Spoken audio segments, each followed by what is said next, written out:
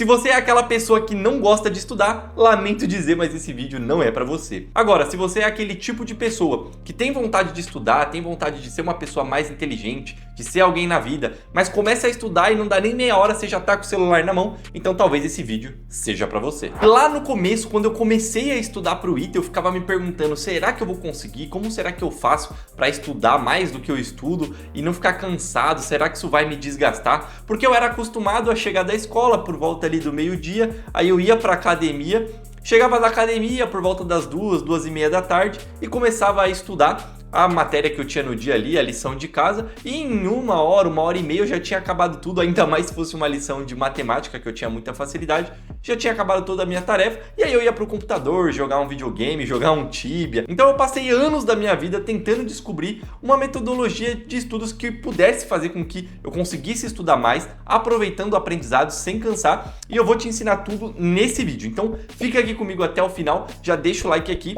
que eu vou te ensinar como fazer isso. Meu nome é Guilherme Diaconil, que eu sou engenheiro aeronáutico formado pelo ITA, e nesse vídeo eu quero te apresentar uma estratégia para tornar o seu estudo mais simples, efetivo e principalmente sustentável ao longo da sua preparação, seja para um vestibular, para um concurso ou até mesmo no colégio. Então vem comigo. Para passar no ITA eu estudei cerca de 15 horas por dia. Eu recomendo que você estude todas essas horas? Não. Mas acontece que em alguns momentos da nossa vida a gente não tem muita opção. E é aí que esse método entra. E não tem um nome específico para esse método ou técnica, então eu vou chamar só de método ou de técnica. E ele vai ser útil pra gente por quê? Porque ele vai nos dizer exatamente o que a gente precisa pensar e fazer de uma forma bem feita para melhorar o nosso desempenho e alcançar a nossa meta. Imagina que você tem uma prova que você quer passar ou uma meta que você queira alcançar. Se a meta é difícil, provavelmente o caminho para chegar até lá também vai ser difícil. E a gente sabe que alunos que se dão muito bem também estudam muito. Então você pensa que vai ter que ficar estudando um monte de hora por dia, você vê eu ou outros alunos falando que estudavam 15 horas, e aí você acha que é só sentar a bunda da cadeira, fica lá por 10 horas, 15 horas, e que seus problemas estão resolvidos, que você vai aprender tudo, mas não é bem assim. Não é porque você passou muito tempo estudando que você vai alcançar todos os seus objetivos. E a peça que falta nesse quebra-cabeça se chama foco. Porque não adianta você ficar 12 horas por dia estudando se depois da primeira hora você já tá cansado, já tá com sono, se dessas 12 horas, 2 você passou no celular, se em mais 2 horas a sua mãe te chamou para fazer uma tarefa, ou seja, não importa a quantidade, mas sim a qualidade do seu estudo. Então se a gente tem muitas horas de estudo, mas pouco foco, o que a maioria vai fazer? Vai procurar métodos de como ser mais focado, como melhorar a concentração nos estudos. Tem método Pomodoro, tem aplicativo para diminuir o tempo de tela, aplicativo para bloquear aplicativo, tem pausa ativa, tem descanso de 20 minutos, de meia hora, enfim, uma infinidade de métodos. Mas tem um problema maior que isso. Eu vejo muitos alunos ainda reclamando que mesmo com técnica de estudo, com técnica para aumentar a concentração, ainda não consegue ver uma evolução na hora que está estudando, um tempo depois. E a maioria dos estudantes não sabe, mas o que você precisa adicionar no seu estudo é impacto. Basicamente, isso se refere ao quão produtivo é o seu método de estudos, independente de qual você escolheu, e o quão efetivo ele vai ser para te ajudar a alcançar a sua meta, aquela que você definiu lá no começo. Porque isso vai te ajudar não só a ter mais qualidade nos seus estudos, mas também, quem sabe, vai te ajudar a aumentar as horas que você consegue ficar estudando focado, tornando o processo muito mais tranquilo ali no final das contas. E quando a gente está falando de estudos, a forma com que você assiste uma aula, com que você lê um livro, com que você faz anotações, elas geram um impacto com uma precisão e uma eficiência diferentes. Então é fundamental que você saiba qual é exatamente o impacto que cada uma dessas atividades causa no seu estudo. E aí você pode definir qual faz mais sentido ou faz menos sentido. E não vai ficar mais com aquela sensação de que você jogou aquele monte de hora no lixo, ou que você não aprendeu nada, ou que se você tentar fazer um exercício que era daquele conteúdo, você ainda vai continuar travando. Eu mesmo, quando estava estudando para o ITA, eu consegui identificar aquilo que me fazia evoluir de verdade e coisas que, mesmo eu fazendo do jeito certo, elas não me faziam evoluir ou até me atrapalhavam. Então eu vou te contar todas essas coisas, mas para não atrapalhar o raciocínio agora, eu vou deixar para o final do vídeo.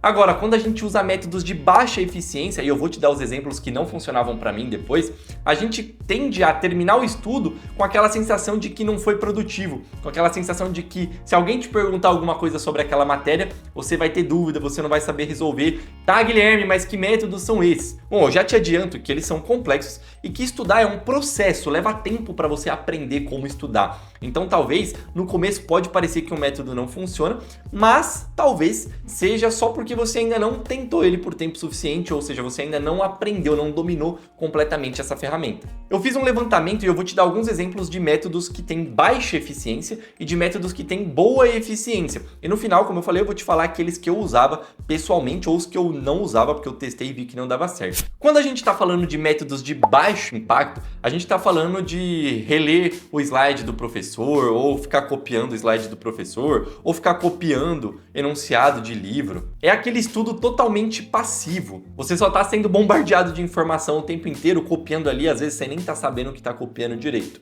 E aí você não faz nenhum tipo de associação com outras matérias, não relê o conteúdo, não faz exercício para fixar, não tira dúvida, não debate aquilo com outros colegas, com outras pessoas. Ou muitas vezes, coisa que eu já vi acontecer muito na época que eu fazia cursinho, é o cara que, ele acha que ele tem que saber resolver todas as questões de Olimpíadas mais difíceis do mundo, e aí ele perde horas e horas e horas tentando resolver um mesmo exercício que é super difícil, que às vezes até o professor tem dificuldade para resolver e que não vai agregar em absolutamente nada. Isso sem contar quando a pessoa ficava 3 semanas tentando resolver a questão e na verdade a questão estava com o gabarito errado. Aí, meu Deus do céu. Agora, os métodos de alto impacto que realmente fazem você aprender é o que a gente chama de estudo ativo, que você vai realmente tentar entender o conteúdo a fundo e não só jogar para debaixo do tapete aquela parte do conteúdo que você não entendeu muito bem. Você vai tirar todas as dúvidas, vai entender realmente o conteúdo, vai dominar. Qualquer pergunta que te fizerem, você vai saber responder sobre aquele tema. Aí sim, você vai ter completa capacidade de nunca mais errar aquela matéria. E isso começa na hora que você vai anotar. A hora que você deixa de lado o caderno bonitinho, coloridinho, todo arrumadinho e começa a pensar na eficiência do seu caderno, de você de fato colocar anotações que vão fazer te lembrar dos momentos da aula, dos insights que você teve durante a aula, que vão te fazer lembrar daquele determinado pedaço do conteúdo. Isso acontece também quando você tenta fazer perguntas sobre o tema e responder de forma honesta. Por quê? Porque eu já vi muito aluno também que, beleza, ele tenta responder uma pergunta, aí ele erra só um pedacinho ali no final, só que ele dá como se ele tivesse acertado. Pô, isso vai te prejudicar demais, porque aquele finalzinho que você errou, provavelmente ele vai aparecer em algum momento. Esse aí é o karma de todo estudante e aquilo vai te atrapalhar. Então tente de forma honesta responder a pergunta. Se você errou, volte, revise, tente fixar. Outra coisa que ajuda muito também é você tentar explicar para algum colega. Eu lembro até hoje de coisas que eu só aprendi porque eu fui tirar dúvida com algum colega, porque eu perguntei para algum colega ou porque eu expliquei para algum colega. Por quê? Porque muitas vezes o seu colega, uma pessoa que está na mesma idade que você, que está com o mesmo objetivo que você, que vai prestar o mesmo vestibular, ou que está passando pelas mesmas etapas junto com você, ela vai ter a mesma linguagem, uma linguagem que você entenda. Diferente do professor, que muitas vezes está distante do vestibular, distante do cotidiano. O professor chega ali, dá aula, beleza, mas a linguagem dele talvez seja uma linguagem mais formal, mais técnica. E assim você vai construindo uma rede que vai te fazer estudar de uma forma muito mais produtiva. E aproveitando, se você gosta dos meus vídeos, acha que eu explico bem, falo a mesma linguagem que você, imagina você poder aprender matemática básica comigo. Então é por isso que eu desenvolvi o meu curso de matemática básica, o link dele tá aqui na descrição do vídeo, e lá você vai ter aulas feitas por mim, gravadas por mim, da forma que eu explico, com a minha didática, que podem te fazer entender muito melhor a base da matemática, que normalmente é onde está a lacuna dos alunos. Não adianta nada você saber uma teoria, um conceito mais complexo, se na verdade o que está te atrapalhando no exercício é a base da matemática. Então se você tiver interesse em aprender comigo, vou deixar o link aqui na descrição do vídeo. Mas voltando, se você tentar estudar com métodos que não têm impacto ou eficiência nenhuma, eles vão atrapalhar toda a sua cadeia de estudos. Eles não são úteis, não adianta nada você ficar ali estudando por horas e horas e horas e no final não aprender nada. E aí depois você vai ver que o seu foco diminuiu, com menos foco você vai precisar de mais horas de estudo para compensar, aí precisando de mais horas de estudo você fica mais cansado, aí ficando mais cansado diminui ainda mais o seu foco, diminuindo o foco você precisa de mais horas de estudo e aí quando você vê, você entrou num looping infinito. O segredo então é começar de um jeito efetivo. É melhor você se preocupar primeiro com a qualidade do seu estudo, para aí depois sim você se preocupar em quantas horas você vai precisar usar aquele seu método efetivo para poder atingir o seu objetivo. E mesmo se depois disso tudo você ainda perceber que está com dificuldade em ter foco, aí você vai começar a usar outros métodos. Então dar pausas maiores, você vai começar a desligar seu celular, diminuir seu tempo de tela e enfim, tem várias técnicas aqui. Tá, Guilherme, mas como que eu faço para saber se o método de estudos que eu escolhi está sendo realmente eficiente para mim? Primeiro, provavelmente você vai se sentir muito animado, você vai ter vontade de estudar, porque você vai ver de fato a sua evolução, você vai se sentir ali compreendendo a matéria, você vai cada vez menos tendo dificuldade para resolver os exercícios. Então isso é um grande sinal, um bom sinal de que aquele método está funcionando para você. 2, isso vai demandar mais energia ativa do seu cérebro. Então, você vai fazer o estudo ali e no final você vai sentir que seu cérebro está cansado. Às vezes, seu corpo até está de boa ali, você não está cansado fisicamente, mas você sente um cansaço mental. É sinal que seu cérebro trabalhou bastante de forma eficiente, criou redes neurais ali, que eu já falei em outro vídeo, e isso aí acaba também sendo ótimo para o nosso estudo.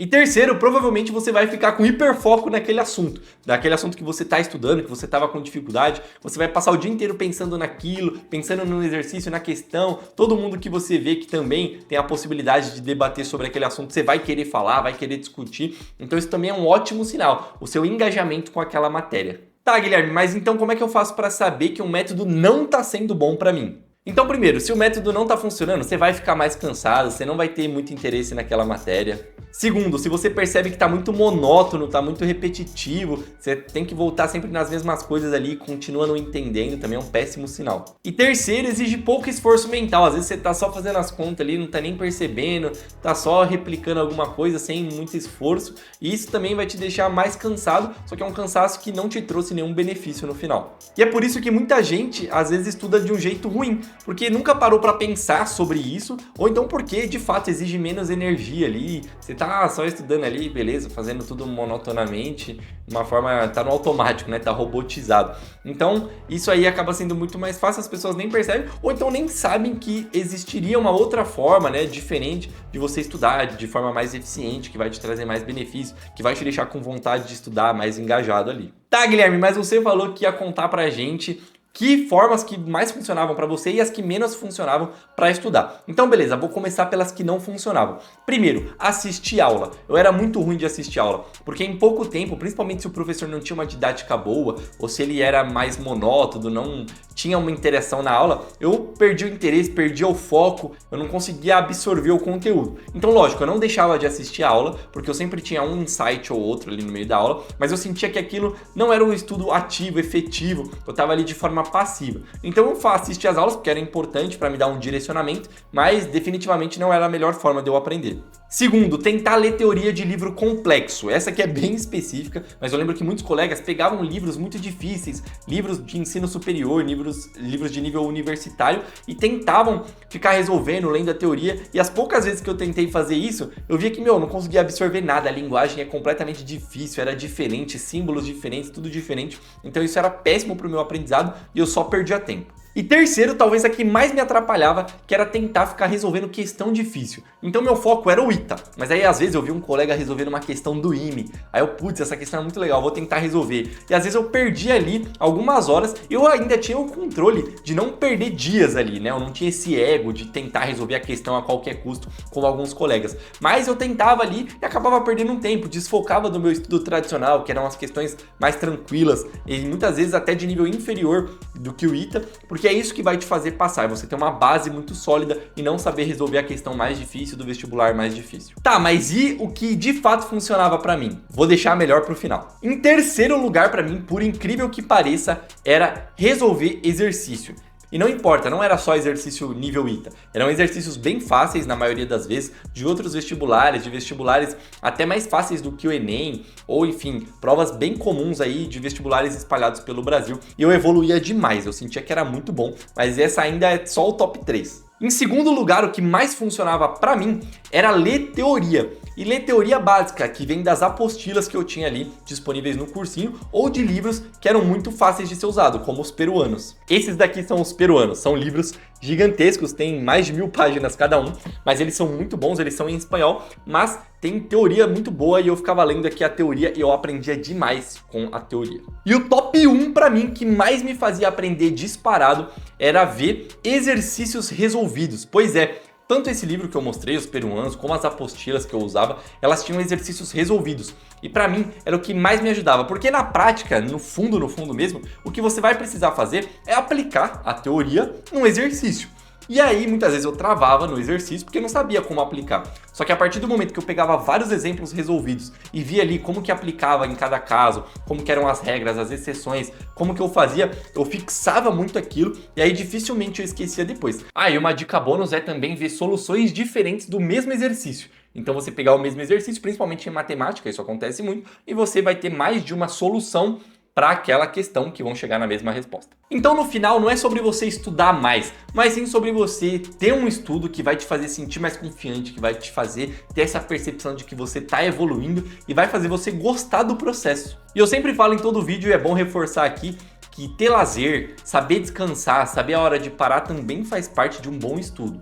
Isso vai te fazer ter mais disposição, ter mais motivação, ter mais propósito naquilo que você está fazendo. Tem que saber dosar isso daí. Quanto melhor você souber, melhor vai ser para sua cabeça e, consequentemente, para os seus estudos.